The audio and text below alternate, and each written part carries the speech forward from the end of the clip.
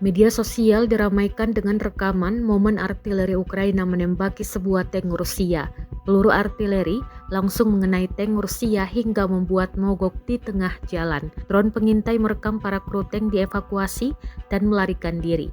Rekamannya beredar di Telegram pada Jumat 26 Juli 2024. Dalam keterangan unggahan disebutkan, serangan tank dihentikan oleh tindakan Brigade Infanteri bermotor terpisah ke-56 Ukraina di Mariupol. Beruntung pasukan Rusia dapat selamat meski menderita luka-luka.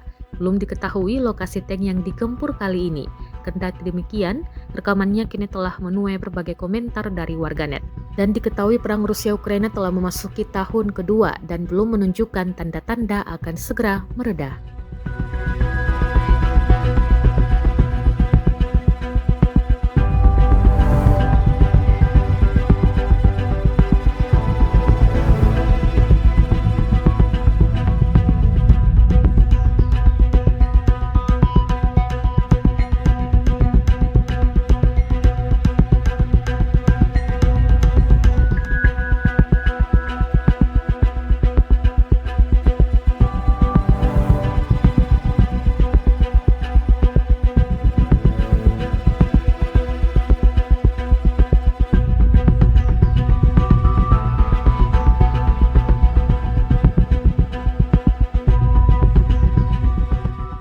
Download Tribun X sekarang, menghadirkan lokal menjadi Indonesia.